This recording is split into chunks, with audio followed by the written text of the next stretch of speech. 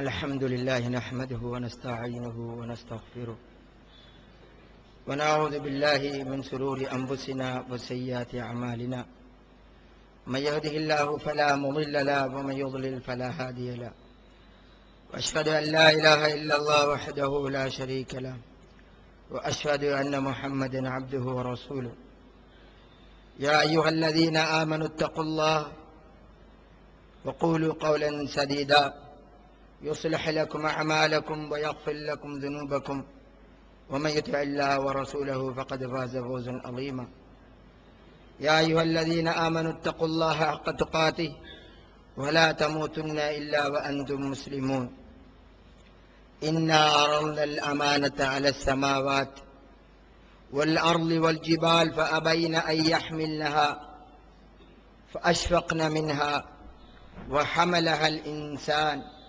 إنه كان ظلوما جهولا أما بعد فإن خير الحديث كتاب الله وخير الهدي هدي محمد صلى الله عليه وسلم وشر الأمور محدثاتها وكل محدثة بدعة وكل بدعة ضلالة وكل ضلالة في النار அன்பிற்குரிய இஸ்லாமிய சகோதரர்களே, அல்லாஹ் அவனுடைய திருமறையிலே கூறுகின்றான், ஈமான் கொண்டவர்களே, அல்லாஹ்வை பயந்து கொள்ளுங்கள், நேர்மையான பேச்சுகளை பேசுங்கள், உங்களுடைய காரியங்களை அவன் சீர்படுத்துவான், உங்களுடைய பாவங்களையும் மன்னிப்பான். அன்பிற்குரிய சகோதரர்களே, இது ஈமான் கொண்டவர்களை பார்த்து அல்லாஹ் இடக்கூடிய கட்டளை. அல்லாஹ்வை பயந்து கொள்ளுங்கள், பேசுகின்ற போது உண்மையை, நேர்மையை, சரியானதை பேசுங்கள், உண்மைக்கு புறம்பாக பேசக்கூடாது, மக்களை ஏமாற்றுவதற்காக பேசக்கூடாது. எனவே அந்த அடிப்படையில் எப்போதும் எல்லா நிலையிலும் எல்லா அந்தஸ்தில் உள்ளவர்களும் உண்மையையே பேச வேண்டும். பொய் பேசுவது நயவஞ்சகத்தனத்தின் அடையாளம்.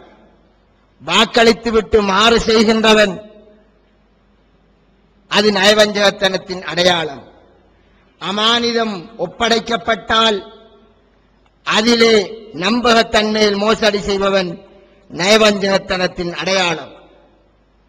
இன்று நாங்கள் பார்க்கக்கூடிய அரசியல்வாதிகள், ஒரு அரசியல்வாதி சொன்னார், அரசியல்வாதிக்கு பொய்க்கும் உண்மைக்கும் வித்தியாசம் இல்லை என்று என்னிடம் சொன்னார். ஒரு சந்தர்ப்பத்தில் அளிப்பார்கள் 1000 வாக்குகளை, அதில் எத்தனை செய்வார்கள் என்பதை நீங்கள் அறிவீர்கள்.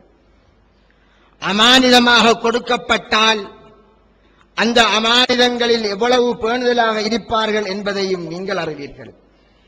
இந்த மூன்றும் ஒருவனிடம் ஒன்று சேர்ந்திருந்தால் அவன் கான முனாஃபிகன் ஹாலிசா, பரிசுத்தமான முனாஃபிக், கலப்பற்ற நயவஞ்சகனாக இருப்பான் என்பது நபிகளாருடைய பொன்மொழியாகும். அன்றைக்குரிய சகோதரர்களே, நாங்கள் எதிர்வரும் 17ஆம் தேதி வாக்களிக்க இருக்கின்றோம். எதற்காக? உள்ளூராட்சி தேர்தலில் எங்களது பிரதேச சபையை தேர்ந்து எடுப்பதற்காக. இன்று நான் பேசப்போவது பிரதேச சபை என்றால் என்ன, ஏன் தெரியுமா பேசப் போகின்றேன்? நாங்கள் அளிக்கின்ற வாக்கு, அந்த வாக்கினுடைய முக்கியத்துவம், நாம் தெரிவு செய்கின்ற சபையினுடைய அளவு, அதனுடைய பவர், அவற்றை பொறுத்து இருக்கின்றது. எனவே ஒரு பெரிய ஒரு வேலையிலே ஈடுபடுறால் அதற்கான பெரிய பெரிய ஏற்பாடுகளை செய்வோம். சிறிய வேலையா சிறிய ஏற்பாடுகள் செய்வோம். அது மாதிரி ஒவ்வொன்றினுடைய அளவையும் தெரிந்தால்தான் அந்த அளவுக்கு நியமிக்கப்படக்கூடிய ஆட்கள் எவ்வாறு இருக்க வேண்டும் என்பதையும் அளந்து நாங்கள் தெரிவு செய்வோம். அதனுடைய பிரமாண்டமான தன்மையை பொறுத்து. அன்றைக்குரிய சகோதரர்களே,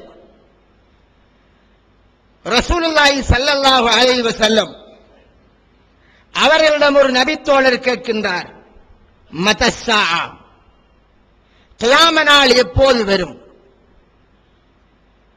அதற்கு கொடுத்த பதில், இதா ضيعتில் அமானத்து ஃபந்தலிர் ஸாஅ, அமானிதங்கள் வீணடிக்கப்பட்டால் கியாம நாளை எதிர்பார் என்றார்கள்.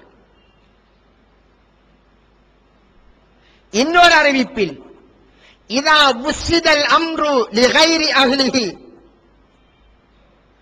அதிகாரம் பொறுப்புகள் தகுதி அற்றவனுக்கு கொடுக்கப்பட்டால் கியாம நாளை எதிர்பார் என்கிறார்கள். எனவே இது சர்வசாதாரணமாக இன்று தகுதியற்றவர்கள், பொறுப்புக்கு தகுதியற்றவர்கள் தகுதியாக்கப்படக்கூடிய கியாம நாளின் அடையாளம் உலகிலே பரவலாக நடந்து கொண்டிருக்கிறது. உலகில் எங்கு நடந்தாலும், யார் பிழை செய்தாலும் நாம் செய்யக்கூடாது. எனவேதான் உங்களது பிரதேச சபையில் தகுதியற்ற ஒருவரில் கையிலே பொறுப்பை நீங்கள் கொடுத்தால், நீங்களும் அந்த கியாம நாளையின் எச்சரிக்கைக்கு, எதிர்பார்க்கப்பட்ட அந்த ஆபத்தான அறிகுறிக்கு காரணமாக ஆகின்றீர்கள்.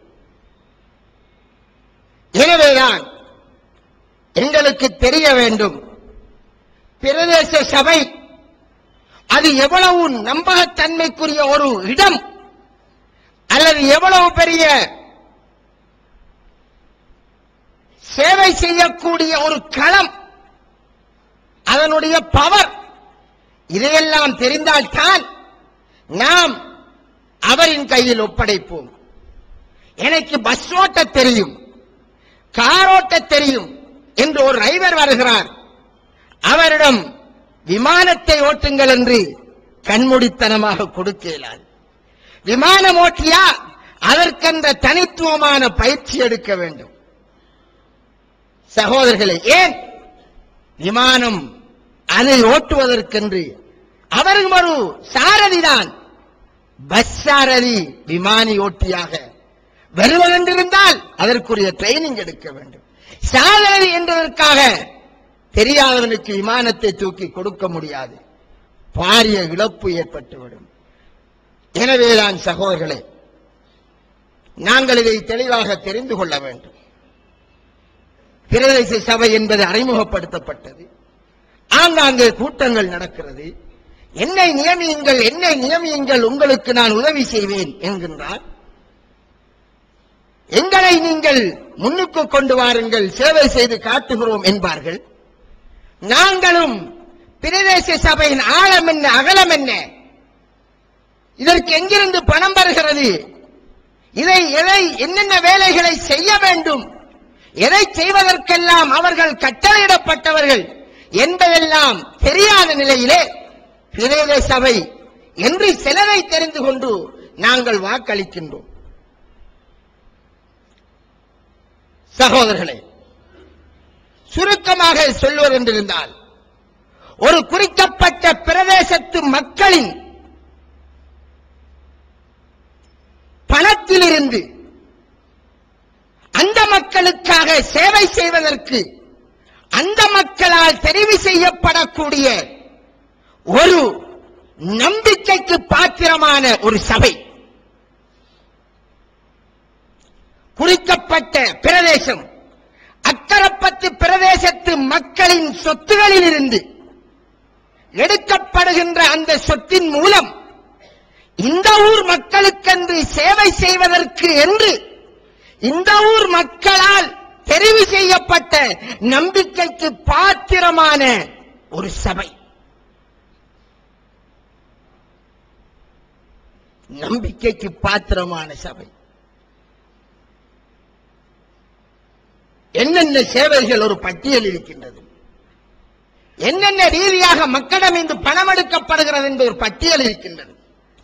அது எங்களுக்கு தெரிந்தால்தான் இந்த பிரதேச சபை எங்களுக்கு செய்திருக்கிறதா, செய்யுமா, செய்யாமல் இருந்தால் நாங்கள் என்ன செய்ய முடியும் என்பதையெல்லாம் நாங்கள் தெரிந்து கொண்டு பிரதேச சபையை எங்களுக்குரிய சபையாக வைத்திருப்போம். சகோதரர்களே, மக்களுடைய பணம் எங்களுடைய பணம், எங்கள் ஊர் மக்களின் பணம். எங்களுக்கு தெரிந்தது என்ன, பிரதேச சபை அதற்கு வரக்கூடிய வருமானம் கடையிலிருந்து கடை வரிகள் வருகின்றது. ஆங்காங்கே சில கட்டடங்கள் கட்டுவதற்கு அப்ரூவல் எடுக்கின்ற போது அதற்கு சோலை வரி என்று அல்லது வேறு கட்டட வரி அறவிடப்படுகிறது. சந்தையிலே பார்க்கிங் பிளேஸ்கள் ஒவ்வொன்றிலிருந்தும் அறவிடப்படுகின்ற வரி அதற்கு வருகின்றது.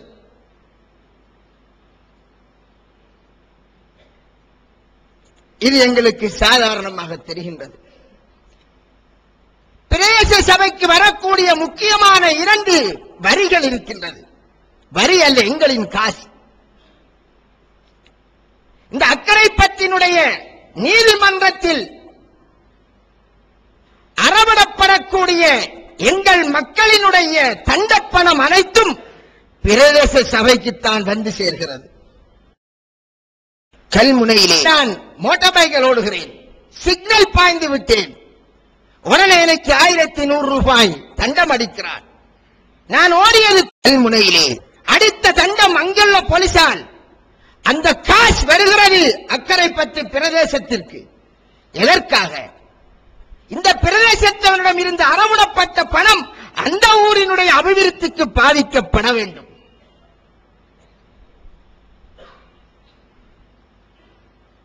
ஒரு நாளைக்கு எத்தனை ஹெல்மெட்டுகள் பிடிக்கப்படுகின்றது?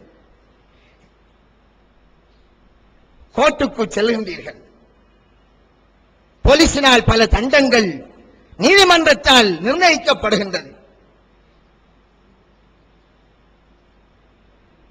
அவ்வளவு தண்டப்பணமும் இந்த பிரதேசத்தை சேர்ந்தவனிடம் இருந்து அறவிடப்படுவதால் அது அப்படியே இறுதியாக பிரதேச சபைக்கே அது வந்து சேருகிறது. எதற்காக தெரியுமா? இந்த பிரதேசத்தில் இருந்து அறவிடப்பட்டது இந்த பிரதேச மக்களினுடைய சேவைக்கு அது பயன்படுத்தப்பட வேண்டும்.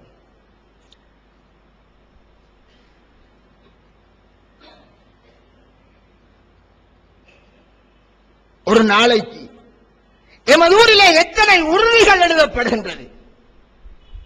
இன்று கூட அக்கரைப்பத்தில் பல உறுதிகள் எழுதப்படலாம். காணிகள் வாங்குவது, விற்பது. அந்த உறுதிகளிலே முத்திரை காசு என்று ஒன்று அறவிடப்படுகிறது. 50 ரூபாவா, 100 ரூபாவா, 1 லட்சத்திற்கு 3000 என்று நான் நினைக்கின்றேன். முத்திரை காசு, அவ்வளவு முத்திரை காசு மாதாந்தம் இந்த ஊரில் ஒரு மாதத்திற்கு 200 காணிகள் வாங்கி விற்கப்பட்டால் ஒவ்வொரு காணிகளின் ஊடாக அறவிடப்படக்கூடிய அனைத்து முத்திரை காசுகளும் எங்கே போகின்றது? உங்களுக்கு அபிவிருத்தி செய்வதற்காக. உங்களுடைய ரோட்டிலே பல்பு பற்றவில்லையா, அந்த பல்பை போட வைப்பதற்காக. உங்களுடைய ஊரிலே வசதி வாய்ப்பில்லாத ஏழை மக்கள், படிக்க வாய்ப்பில்லாத பிள்ளைகள் இருக்கிறார்களா, அந்த பிள்ளைகளுக்கு புலமை பரிசில் என்று பெயரிலே கொடுத்து அவர்களுக்கு உதவி செய்வதற்காக.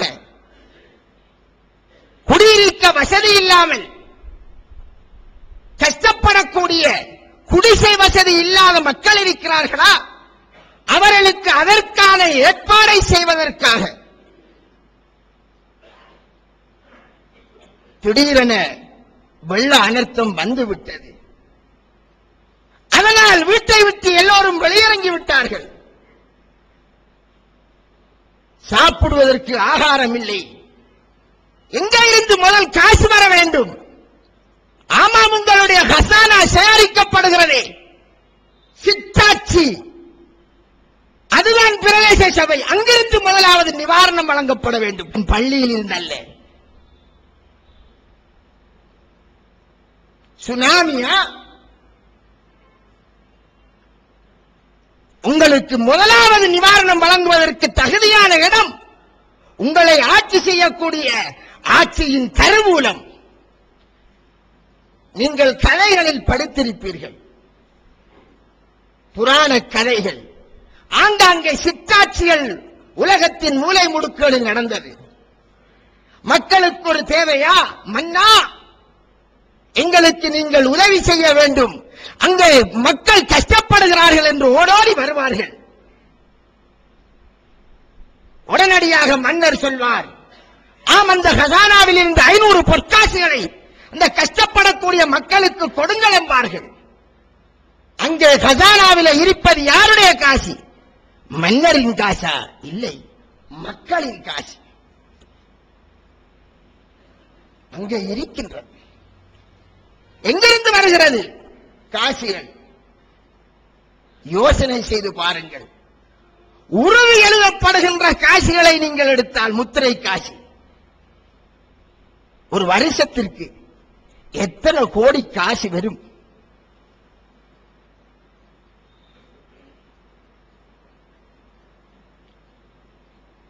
அக்கரைப்பட்டு நீதிமன்றத்திலிருந்து பயன் பண்ணக்கூடிய காசுகள், தண்டப்பணமாக வரக்கூடிய காசுகள், ஒவ்வொரு மாதமும் எத்தனை லட்சம் வந்து பிரதேச சபைக்கு சேர வேண்டும்? எனக்கும் இதெல்லாம் தெரியாத புதிராக இருந்தது. புத்தகத்தோடு வந்து பேசுகிறேன். புத்தகத்தின் பெயரே பிரதேச சபையின் சேவைகள். நீங்களும் தேவை என்றால் புத்தகத்தை வாங்கி பிரதேச சபையை தெரிந்து கொள்ளுங்கள்.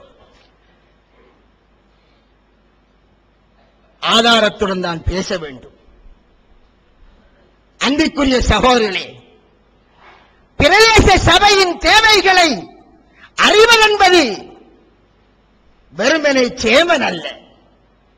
அங்கே கூடுகின்ற உறுப்பினர்கள் 9 பேர் அல்ல, அல்லது அந்த பிரதேச சபையினுடைய கட்டடத்தில் வேலை செய்யக்கூடிய அரச உத்தியோகத்தர்கள் அல்ல. அவர்களோடு சேர்ந்து அந்த பிரதேச சபையினுடைய அபிவிருத்திகளை செய்வதற்காக அமைக்கப்படுகின்ற குழுவிலே என்னை போன்ற பொதுமகன் இருக்க வேண்டும். அது சட்டம் சொல்கிறது. 4 அபிவிருத்தி குழுக்கள் நியமிக்கப்படுகிறது. ஒவ்வொரு குழுவிலேயும் உங்களால் தெரிவு செய்யப்படக்கூடிய உங்களுடைய தேவை இன்னது இன்னது என்று அந்த சபையிலே ஒவ்வொரு மாதமும் நடக்கக்கூடிய கூட்டத்திலே உங்கள் சார்பாக உங்களினுடைய அன்றாட வாழ்க்கையில் ஏற்படக்கூடிய தேவைகளை பற்றி அப்பப்போது எடுத்துச் செல்லக்கூடியவர் யாராக இருப்பார்? உங்களோடு ஒன்றாக கலந்திருக்கக்கூடிய அந்த மனிதனாக இருப்பார். ஒரு பொது சேவை கொண்ட நல்மனம் கொண்ட ஒரு நல்லவராக இருப்பார். அவரையும் சேர்த்துதான் பிரதேச சபையினுடைய செலவு சம்பந்தமான நிதி ஒதுக்கீடு சம்பந்தமான டிசிஷன் எடுக்கப்பட வேண்டும் சொல்வார்கள். ஆம், எங்களுடைய ஃபைல்களிலே அவ்வாறெல்லாம் நாங்கள் ஆள் போட்டிருக்கிறோம். இது எழுத்திலே தெரிவு செய்வது அல்ல. இவ்வாறானவர்கள் ஊர் முழுதும் அறிவிக்கப்பட்டு இவ்வாறு நாங்கள் சபை தெரியப் போகிறோம், குழு தெரியப் போகிறோம். அந்த குழுவை தெரிவு செய்வதற்கு மக்கள் சார்பாக குறைந்தது ஒருவர் வர வேண்டும். ஊரிலே இருக்கக்கூடிய கிராமோதய சபைகள், மக்களுடைய அபிவிருத்திக்காக பாடுபடக்கூடிய சபைகள், அவைகளுடைய உறுப்பினர்கள் அதற்குள் உள்வாங்கப்பட்டு அந்த அபிவிருத்திகள் மக்களுடைய தேவைகள் எதுவுமாக இருக்கலாம். கல்வியா, சுகாதாரமா, தண்ணீர் பிரச்சனையா, மலசலகூட பிரச்சனைகளா, ஏழைகள், வசதியற்றோர்கள், வருமானம் இல்லாமல் கஷ்டப்படுறவர்களுடைய தொழில் வாய்ப்பு பிரச்சனையா? தொழில் இல்லாமல் கஷ்டப்படக்கூடிய, பல முயற்சி செய்தும் தனக்கு பயனளிக்காமல் கஷ்டப்படக்கூடிய ஏழைகளுக்கு சிறிய தொழில்கள் வாய்ப்புகளை பிரதேச சபையினுடைய பணத்திலிருந்து செய்து கொடுக்கலாம். அதற்கு இவர்கள் முடிவெடுத்து செய்வதற்கு அவர்களுக்கு அதிகாரம் இருக்கின்றது. தொழில் வாய்ப்பு கொடுக்கப்படுகிறதா? என்ன தொழில்கள்? நான் சொல்வது என்னோடு சேர்ந்த கட்சிக்காரனுக்கு நான் செய்கிறேன் ஹெல்ப் என்பது அல்ல, கஷ்டப்படக்கூடிய ஏழைகளுக்கு. ஏன் இந்த ஊரினுடைய ஒவ்வொரு பேரினுடைய காசு அது, ஒவ்வொருவருடைய பணம். யார் வளவு வாங்கவில்லை, யார் உறுதி எழுதவில்லை, எவர் போலீசினால் தண்டம் அளிக்கப்படாதவர். எத்தனை தண்டப்பணங்கள், ஒரு லிஸ்டே இருக்கின்றது வருமானம் பெறக்கூடிய வழிமுறைகள்.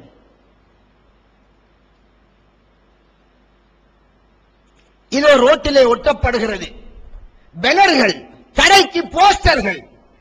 அந்த ஒவ்வொரு போஸ்டர்களும் ஒட்டுவதற்கு கடை விளம்பரங்கள் பிரதேச சபையிடம் அங்கீகாரம் எடுக்கப்படும், அதற்கு அங்கே வரி கட்டப்படும். அந்த காசு நாளாந்தம் சேகரமாகின்றது. அங்கே நீங்க பார்ப்பீர்கள் டயலாக், ஏர்டெல், மொபிட்டெல், பாரிய போர்டுகள். அந்த ஒவ்வொரு போர்டுகளும் பிரதேச சபைக்கு அது நிலையான போர்டாக இருக்கிறது அல்லவா? பல்லாயிரம் ரூபாய்களை அப்படியே கட்டினதன் பின்னர் தான் அதற்கு அனுமதி எடுக்கப்படும். சகோதரர்களே, உண்மையாக செல்வதென்றிருந்தால் நாளாந்தம் கசானாவிலே காசுகள் ஏறிக்கொண்டே இருக்கும். ஒரு பக்கம் வருமானம் வந்து கொண்டே இருக்கும். அந்த வருமானத்தை எடுத்து அந்த வருமானத்திற்குரியவர்களான அந்த ஊரின் பிள்ளைகளுக்கு அப்படியே பகிர்ந்து கொடுக்கப்படுகிறது. ஆம், பகிர்ந்தும் கூட சில நேரம் கொடுக்கலாம், காசை கொடுக்கலாம். பிரதேச சபையில் அதற்கு சட்டம் இருக்கிறது. யாருக்கு? தொழில் வாய்ப்பற்றவர்கள், கஷ்டப்படுகின்றவர்கள், கடனுதவி கேட்கின்றார்கள். உங்களுக்கு கடனுதவியா? வாருங்கள், ஒவ்வொரு ஏரியாவில் இருந்தும் கொஞ்சம் பேரை தெரிவு செய்வோம். ரொம்பவும் கஷ்டப்படக்கூடியவர்கள் உடுங்கள். வருமானம் மற்ற எத்தனையோ பெண்கள் இருக்கிறார்கள்.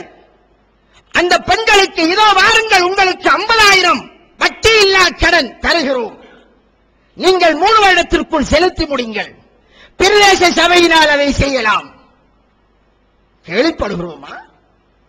செய்யப்படுகிறதா? அதை நீங்கள் முடிவெடுத்துக் கொள்ளுங்கள்.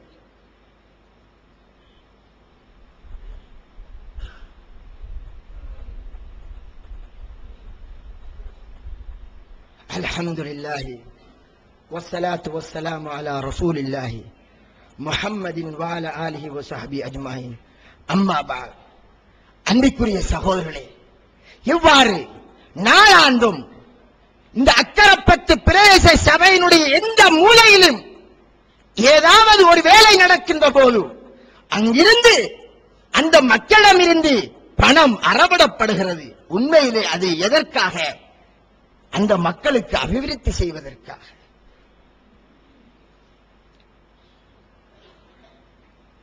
வாட்டர் போட் எங்களுக்கு ரோட்டை தோண்டி தண்ணீர் வந்தது. நாங்கள் தண்ணீர் எடுப்பதற்காக பிரதேச சபைக்கு சென்று காசை கட்டுகிறோம். எதற்கு? அந்த ரோட்டிலே கை வைப்பதற்காக.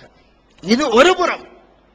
அதனால் எத்தனை ஆயிரம் பேரினுடைய ஆயிரக்கணக்கான ரூபாய்கள் அங்கே வந்து சேரும். அதற்கப்பால் அந்த ரோட்டிலே கை வைக்கிறது எது? தோண்டுகிறது. பைப்புகளை, நீளமான ரோட்டுகள் பைப்புகளை கொண்டு செல்வதற்காக ஓட்டபோ தோண்டுகிறது. எங்களுடைய ரோட்டிலே நீங்கள் கை வைக்கிறீர்களா? ஆனால் ஓட்டபோட்டே நீங்கள் தோண்டக்கூடிய அந்த ரோட்டை முழுமையான ரோட்டாக போடுவதற்கு எவ்வளவு தேவையோ அந்த தொகையை நீங்கள் எங்களுக்கு செலுத்த வேண்டும். செலுத்திவிட்டுத்தான் எங்களுடைய ரோட்டிலே நீங்கள் உங்களுடைய கவுண்டியை பதிக்க வேண்டும். எத்தனை ரோட்டை ஓட்டம் தோண்டி இருக்கும். ஒரு ரோட்டுக்கு தோண்டுவதற்கு எவ்வளவு அமௌண்ட் தேவைப்படும்? அது அவர்கள் தோண்டுவதற்கு சின்ன அமௌண்ட் தான். ஆனால் பிரதேச சபை எடுப்பது சின்ன அமௌண்டா? இல்லை. சட்டம் அந்த ரோட்டை முழுமையாக போடுவதற்கு எவ்வளவு தேவையோ, எத்தனை லட்சமோ அத்தனை லட்சம் அங்கே கொடுக்கப்பட வேண்டும். எத்தனை கோடி சேர்ந்திருக்கும். அடுக்கிக் கொண்டே போகலாம். மெய்சிலிர்த்து விடும். ஹசானா நிறைந்து மடியும். அபிவிருத்தி செஞ்சாலும் அபிவிருத்தி செஞ்சாலும் அபிவிருத்தி செஞ்சாலும் இன்னும் காசு வந்து கொண்டே இருக்கும். வரவு செலவு கணக்குகளை இவ்வளவு வரவு வந்தது, இவ்வளவு செலவு செய்யப்பட்டது என்று பார்த்தால் உண்மையான கணக்கு அறிக்கை மக்கள் மன்றத்தில் வைக்கப்பட வேண்டும். வரக்கூடிய காலங்களிலாவது மக்களுக்கு கேட்பதற்கு உரிமை இருக்கிறது. எனது காசி எந்த அளவுக்கு தெரியுமா? என்னுடைய பாதையிலே உள்ள மின்விளக்கு பத்தவில்லை. டெலிபோன் மூலமாக தொடர்பு கொண்டு மின்விளக்கு பத்தவில்லை என்று சொல்கிறேன், அல்லது எழுத்து மூலமாக கொடுக்கிறேன். நான் தொடர்பு கொண்டு அந்த சபைக்கு அறிவித்து 24 மணித்தியாலத்திற்குள் அது சீர் செய்யப்பட வேண்டும். இல்லை என்றால் அந்த பிரதேச சபைக்கு எதிராக நீதிமன்றத்திலே வழக்கு தொடுப்பதற்கு எனக்கு அதிகாரம் இருக்கின்றது. ஏன்? நாங்கள் எங்களுடைய காசை கொடுத்து எங்களின் தேவைகளை அறிந்து எங்களுக்கு சேவை செய்வதற்காக அவர்களை நியமித்திருக்கிறோம். அவர்கள் என்ன ஏனைய அரச உத்தியோகத்தர்களை போன்று அரச உத்தியோகத்தர்களா? இல்லை. எங்களுக்கு சேவை செய்வதற்காக வந்த பெருமனம் கொண்ட சமூகத்தில் தலை சிறந்த மக்கள் சொத்திலே கை வைக்காத, மனக்கண்ணினாலும் எட்டு பார்க்காத புனிதர்கள். என்ன மனக்கண்? மனம் சொல்லும், ஆகா இந்த காசில இருந்து இவ்வளவு வருகிறதே, ஒரு சின்ன ஒரு காசு, ஒரு 10,000 ரூபாவை நாம் எடுக்க கூடாதா? வீட்டிலே நம்முடைய மனைவி இதையெல்லாம் கேட்கிறாள் என்றெல்லாம் மனம் வெட்டி பார்க்கலாம். ஆகாது ஆகாது, அது என் சொத்தல்ல, மக்களின் காசு. எந்த ஊர் மக்களின் காசு? கொழும்பு மக்களின் காசு அல்ல, நம்ம காசு. ஆம், வருகிறது. இதெல்லாத்திற்கும் அப்பால் இன்னும் வருமானம் பெறுகிறது. இந்த நாட்டினுடைய மாகாண சபை, எங்களுடைய மாகாண சபையிலிருந்து வருடம் நான் நினைக்கிறேன் 40 லட்சம் அலகேஷன் பெறும். செய்யுங்கள், மக்களின் தேவைகளை கண்டறிந்து மக்களுக்கு சேவை செய்யுங்கள். எங்கே கண்டறிவது? இன்னொரு பக்கம் நமது ஊருக்கு கண்ட ஒரு எம்பி இருக்கிறாரா? அந்த எம்பியினுடைய அலகேஷன் இந்த ஊருக்கு வரும், பேத சபைக்கு வரும். அதாவது எங்களை ஆளுகின்ற அந்த சபைக்கு வரும். இன்னொரு பக்கம் இந்த நாட்டிலே மினிஸ்டர்மார் இருக்கிறார்கள். மினிஸ்டர்மார்களை பிடித்து அலகேஷன்கள் எடுக்கலாம், பல அபிவிருத்திகளுக்கு அந்த காசுகள் வரும். இவை எல்லாத்துக்கும் அப்பால் கோடிக்கணக்கான ரூபாய் வெளிநாடுகளில் இருந்து என்ஜிஓக்களின் மூலமாக எங்களுடைய பிரதேச சபைகளை டெவலப் பண்ணுவதற்கு பல கோடிகள் வரும்.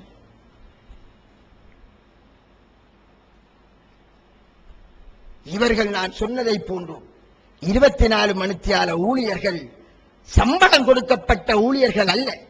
கொடுக்கப்படுகிறது ஒரு மேயருக்கு 15,000, உதவி மேயருக்கு 10,000,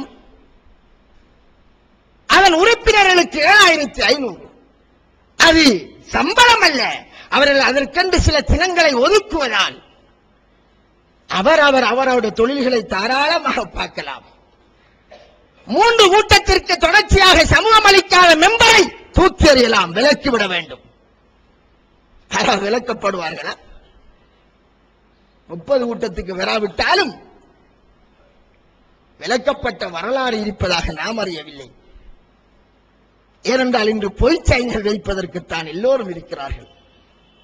யாரும் யாரையும் காட்டிக் கொடுப்பதற்கில்லை.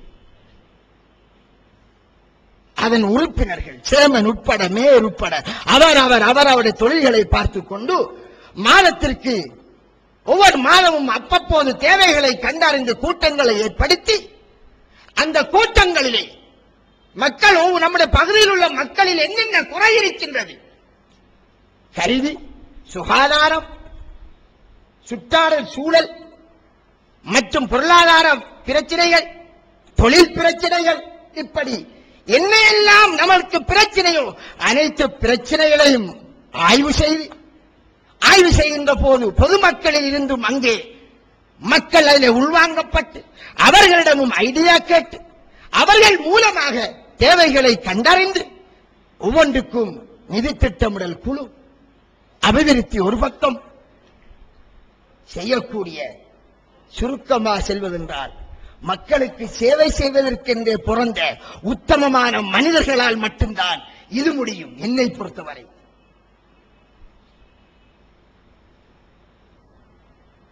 இவ்வளவு கோடிக்கணக்கான ரூபாய்கள்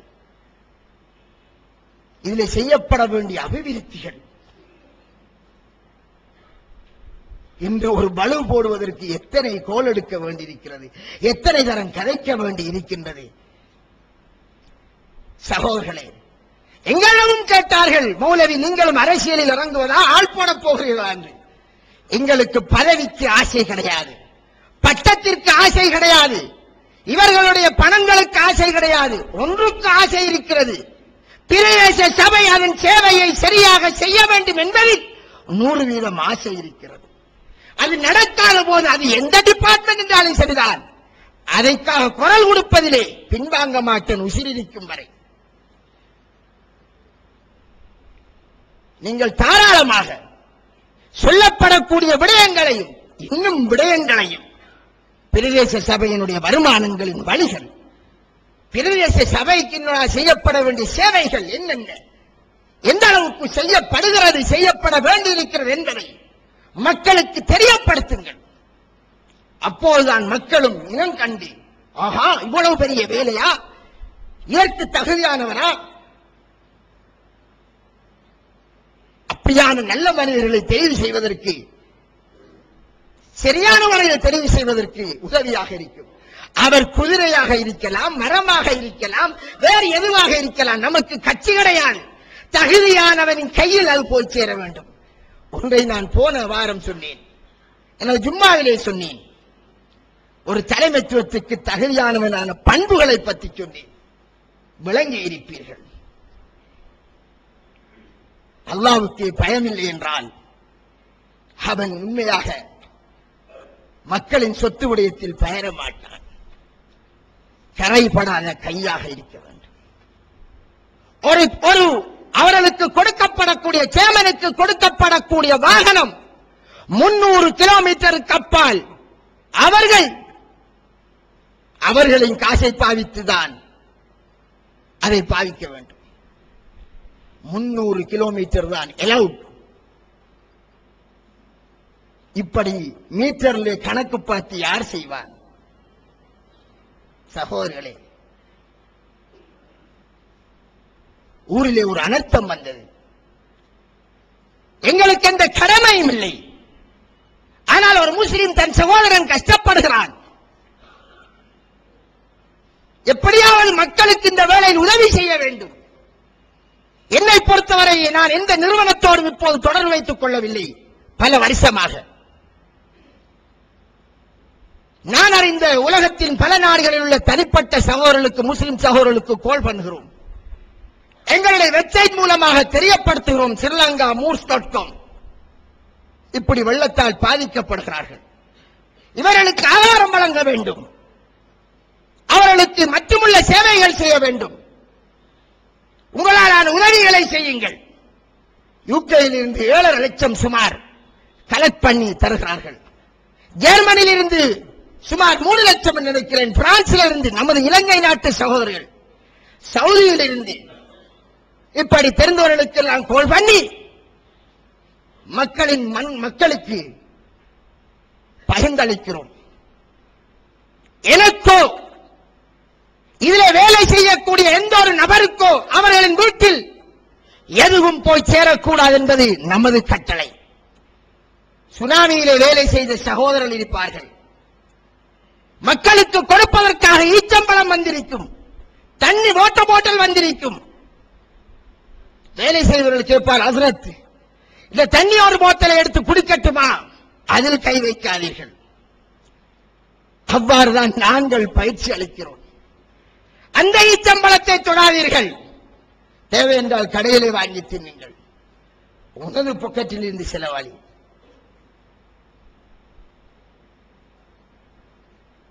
அன்பிற்குரிய சகோதரர்களே, என்னை பொறுத்தவரை பார்த்த போது நாம் ஒரு சொல்லப்படாத அமைக்கப்படாத ஒரு பிரதேச சபை நடத்திக் கொண்டிருப்பது போன்று தென்படுகிறது. ஏன் தெரியுமா?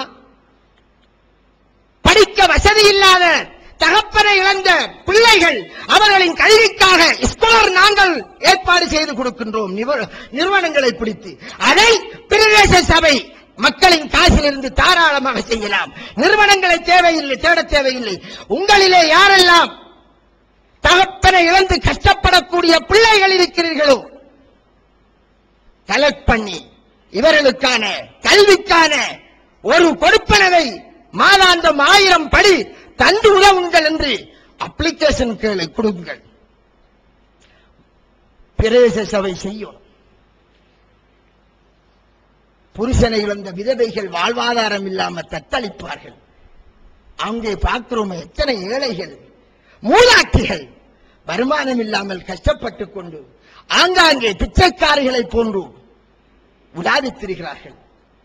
ஒவ்வொரு பிரதேச சபையும் அவர்களின் கண்களில் உள்ள கண்ணீரை துடைப்பதற்கு ஏற்பாடு செய்யலாம். அவர்களின் கஜானாவில் இருந்து எங்களுக்கு முடியுமான வரை விதவைகளுக்கு என்று சில கொடுப்பனவுகளை நாங்கள் அறிந்த சில நிறுவனங்கள் செய்து கொண்டிருக்கின்றது.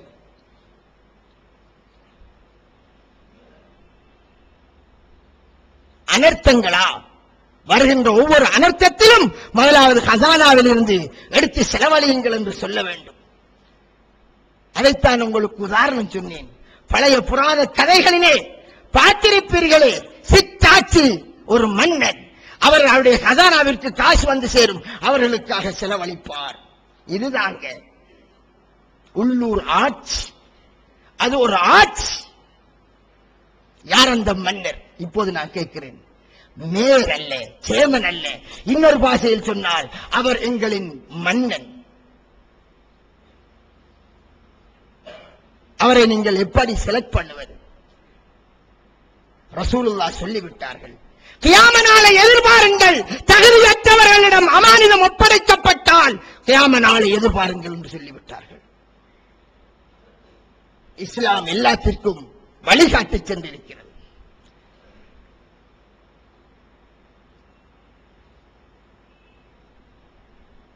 நமது ஊரின் வடிகால் எப்படி இருக்கின்றது? இந்த ஊரினுடைய வடிகால் ஏன் இப்படி இருக்கின்றது? இதை சரி செய்வது யார்? மத்திய சபை, இலங்கையினுடைய மத்திய அரசாங்கத்திடமிருந்து காசு வந்துதான் வடிகாலை செய்ய வேண்டுமா? அல்லது உங்களின் காசிலிருந்து, நீதிமன்றத்திலிருந்து வந்த காசி, உறுதிகள் மூலமாக வந்த காசி, முத்திரை காசி மற்றும் அறவிடப்படுகின்ற ஏனைய காசுகள், அங்கு மர ஆலைகள், இங்கே சில தொழிற்சாலைகள், இவைகளிலிருந்து அந்த ஆலை ஒன்றை அமைப்பதென்றிருந்தால் இந்த ஆலையை அமைப்பதற்கு அவர்கள் பிரதேச சபையிடம் இருந்து அனுமதி எடுக்க வேண்டும். அதில் பாரிய ஃபேக்டரிகளில் இருந்தால் என்வாயன்மெண்ட் அத்தாரிட்டியிடம் அனுமதி எடுக்க வேண்டும். அவ்வாறு இல்லாமல் சிறிய சிறிய மர ஆலைகள், இப்போது நமது பகுதியில் இருக்கக்கூடிய இவைகள், அங்கே அதனுடைய காணியின் பெறுமதி, அதனுடைய மிஷனரிகளின் பெறுமதி, இந்த பெறுமதியை எல்லாம் அளவிட்டு 5 லட்சத்தை தாண்டினால் 5000 கட்ட வேண்டும். 10 லட்சமா 10,000 கட்ட வேண்டும். யாருக்காக? தங்களுடைய அதன் ஊழியர்கள் பொக்கத்தில் எடுத்து செல்வதற்காக இல்லை, அதை கொண்டு மக்களுக்கு சேவை செய்வதற்காக. அன்பிற்குரிய சகோதரர்களே, இந்த மிம்பரில் இருந்து கொண்டு உங்களிடம் எங்களுடைய பல தேவைகளை சொல்லிக் கொண்டு நாங்கள் பல சந்தர்ப்பத்தில் உதவி கேட்கிறோமே, நீங்கள் உதவி செய்கிறீர்களே, கொண்டு மக்களுக்கு கொடுப்பதற்காக கேட்கின்ற போது தருகிறீர்களே. உதாரணம், ஒரு ஹார்ட் ஆபரேஷன் காரர் வருகிறார், எந்த வசதியும் இல்லாதவர், கிட்னி மாற்ற வேண்டிய ஒரு நிலையில் ஒருவர் வருகிறார். தர்மம் செய்யுங்கள் என்று உங்களிடம் சொன்னால் நீங்கள் உதவி செய்கிறீர்கள். ஏன்? அவன் உயிரை பாதுகாக்க வேண்டும். இவ்வாறானவர்களுக்கு ஏதேனும் கொடுப்பனவை நாம் கொடுக்கலாம் என்று ஒரு முடிவை பிரதேச சபை கூடி அதன் உறுப்பினர்கள் அதனுடைய கட்டமைப்பின் கீழ் கஷ்டப்பட்ட இவ்வாறானவர்களுக்கு ஏதாவது உதவி செய்வோம் என்று அதையும் கூட அவர்கள் திட்டமிட்டு செய்யலாம். இன்று நாம் உங்களிடம் கேட்டால் நீங்கள் தருகிறீர்கள். இந்த வளவை வாங்குவதற்கு 25 லட்சம் தேவைப்பட்டது. வெளிநாட்டு காசு இல்லை, உங்களுடைய காசுதான். அதற்கப்பால் இன்னும் பல வேலை செய்வதற்கு பல லட்சம் தேவைப்பட்டது, நீங்கள் தந்தீர்கள். எப்படி தருகிறீர்கள்? இந்த பள்ளிவாசலுக்கு வசூல் பள்ளி என்று சொல்லலாம். 1000 1000 1000 2000 5000 தருகிறீர்கள். இப்படி கொண்ட நீங்கள் வருஷ வாடகை கடை ஒரு 500 ரூபாய் 1000 ரூபாய் கொடுப்பதற்கு பின்வாங்குவீர்களா?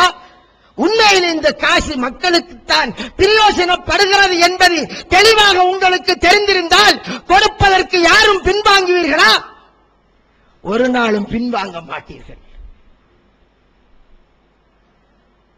வரிகற்றவன் ஒளிச்சொலிச்சு வரிகற்றான், கட்ட மாட்டேன் என்கிறான். ஏன்? அவனுக்கே தெரியாது என்ன நடக்கிறது இந்த காசு. நானும் ஒரு காலம் நினைத்துக் கொண்டிருந்தேன், இந்த காசு எல்லாம் எங்க மத்திய அரசுக்கு போகுது என்று. இல்லை இல்லை சகோதரர்களே, உங்களுடைய காசை எடுத்து உங்கள் பக்கத்து வீட்டாரனுக்கு உதவி செய்வதற்காக, உனக்கு முன்னுள்ள ரோட்டு நல்ல முறையில் இருப்பதற்காக, உனது வீடு தாழாமல் இருக்க உனக்கு உதவுவதற்காக, உன்னை காப்பாற்றுவதற்காக, உன்னை சுற்றியுள்ள சூழல் நல்ல முறையில் இருப்பதற்காக, நோய் நொடிகளில் இருந்து பாதுகாப்பதற்காக. எலும்புக்கு அதனால் நோய் பரவுகிறது, அபிவிருத்தி செய்ய வேண்டும், அதை துப்புரவு செய்ய வேண்டும், அவைகளை இல்லாமல் ஆக்க வேண்டும்.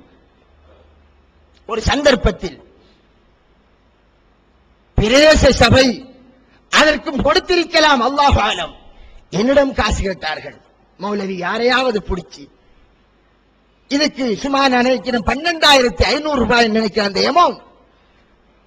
அப்போது இருந்த டாக்டர் ஒருவர், பெயர் சொல்ல விரும்பவில்லை, மிம்பரிலே என்னிடம் கேட்டு, நான் எனக்கு தெரிந்த ஒரு நிறுவனத்திடம் தொடர்பு கொண்டு அந்த காசை நான் எடுத்து கொடுத்து அதன் மூலமாக செய்யப்பட வேண்டும். அவ்வளவு மிஸ்கீனா எங்களது பிரதேச சபை. ஏன் இந்த நிலை? காசுக்கு என்ன பஞ்சம்? எங்கே அந்த காசுகள்? யோசனை செய்து பாருங்கள். எனவே அன்பிற்குரிய சகோதரர், நடந்தது நடந்து போய்விட்டது. இதற்கு பிறகும் அவ்வாறு இருக்கக்கூடாது. நல்லதாக இருந்தால் என்றும் இருக்க வேண்டும், பிழையான முறையில் இருந்தால் அவ்வாறு இருக்கக்கூடாது. நமது ஊரை எங்களுடைய பணத்தின் மூலமாக நல்ல முறையிலே அபிவிருத்தி செய்யக்கூடிய நல்ல மனிதர்களை நாங்கள் நியமிக்க வேண்டும். கட்சி பார்ப்பது அல்ல, கை பார்க்க வேண்டும். கரைபடாத உத்தமமானவர்கள் நீங்கள் நியமிக்கிறீர்களே, ஒருவர் சேர்மன் ஆவார், ஒருவர் உதவி சேர்மன் ஆவார், மற்றவர்கள் பிரதேச உறுப்பினர்கள். அவர்களுக்கு என்ன வேலை? உங்களால் ஏன் அவர்கள் நியமிக்கப்பட்டார்கள்? ஆங்காங்கே அவர்கள் எந்த பிரதேசமோ தனக்கு யார் வாக்களித்தானோ அந்த மக்களிடம் சென்று அவருடைய தேவைகளை கண்டு, இனம் கண்டு, ஆகா இதா இதா இதா என்று இனம் கண்டு அதை அங்க கூட்டத்திலே போட்டு இப்படி ஒரு பிரச்சனை இருக்கிறது, சேவை செய்ய வேண்டும், கொடுக்க வேண்டும். சேவை நடக்கிறது. திரும்ப திரும்ப ரோட்டுத்தான் போடப்படுகிறது, ரோட்டுத்தான் போடப்படுகிறது. போட்ட ரோட்டுக்கு மேலால் போட்டு, போட்ட ரோட்டுக்கு மேலால் ரோட்டு. என்றால் பிரதேசவில் ரோட்டு சேவை மட்டும்தான் நீக்கா போல. என்னது? ஏன் ரோட்டு போடப்படுகிறது? ரோட்டுத்தான் போடப்படணுமா? இதன் மறைமுகம் என்ன? சென்ற செய்தி களவெடுப்பவர்கள் தகுதியற்றவர்கள். லங்காடோர் கம்பியை போடு என்று சொன்னால் அவன் லங்காடோர் கம்பியைத்தான் போட வேண்டும். தரம் குறைந்த கம்பியை போட்டுவிட்டு ஒவ்வொரு கம்பியிலேயும் ஒரு 50 ரூபாய் 75 ரூபாய் என்று பிடித்து புறக்கி எடுக்கின்ற இப்படி மக்களுடைய சொத்துக்களை சுரண்டுகின்றவர்கள் தகுதியற்றவர்கள். தன் பாப்பாவா இருந்தாலும் ஒரு விடயத்தை பொறுப்பு கொடுக்கிற போது அதை இவர்கள் நம்பகமாக செய்வார்கள் இனம் கண்டு அந்த அடிப்படையில் கொடுக்க வேண்டும். முடிவுகள் எடுக்கப்படுகிறது வெறுமனே தத்துணையிலே சேமன் முடிவெடுப்பது அல்ல. சபைகள் ஊரறிய கூட்டப்பட்டு ஊர் மக்கள் அதிலே உள்வாங்கப்பட்டு அந்த மக்களின் ஊடாக தெரிவு செய்யப்பட்ட அந்த பிரதிநிதி அவர்களிடம் இருந்து ஆலோசனை கொடுத்து அவைகள் மக்கள் மத்தியில் அம்பலப்படுத்தப்பட வேண்டும். மக்களுக்கு என்ன நடக்குது என்று தெரியாத நிலையில் உள்ளூட்டுக்குள்ள இருந்து கொண்டு அந்த அண்டர் கிரவுண்டிலே சேவை செய்யற மாதிரி அல்ல.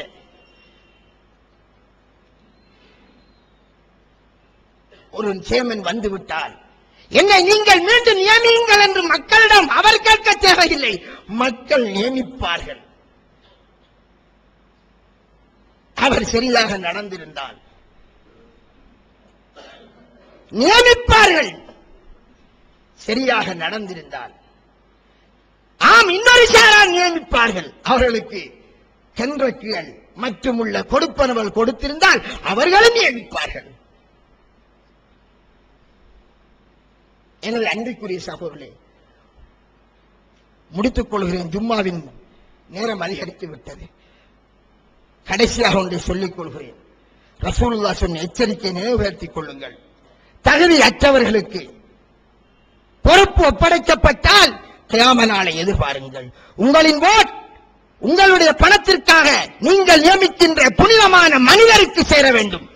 அவ்வாறு ஒருவரை கண்டால் ஓட் போடுங்கள். அவர் முதுகெலும்பில்லாமல் இருப்பவர் அல்ல. தன்னை விட மேலதிகாரி சைந்தை என்றால் சைந்தொட்டுவர் அல்ல. நினைவுபடுத்திக் கொள்ளுங்கள். அல்லாஹ்வை பயந்தவராக இருக்க வேண்டும். ஐவேளை தொழ வேண்டும். மோஸ்துதிக்காக பாவங்களிலே கோஆபரேட் பண்றவராக இருக்கக்கூடாது. அது இஸ்லாமிய சைத்திலே. மறு சைத்திலே மனிதநேயத்திலே மக்களுக்கு சேவை செய்து அதிலே பாண்டித்தியம் கொண்ட அதற்கென்று தன்னை அர்ப்பணிக்கக்கூடிய தியாகிகளாக இருக்க வேண்டும்.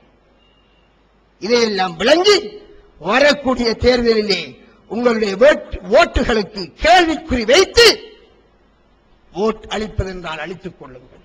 அல்லாஹ் பேசி எனக்கும் உங்களுக்கும் உண்மைக்காக குரல் கொடுக்கக்கூடிய உண்மையாளர் கூட்டத்தில் என்றும் சேர்த்து வைப்பானாக. ஜிஹாதுகளில் சிறந்தது கலிமத்து ஹக்கின் இந்த சுல்தானின் ஜாயிர்.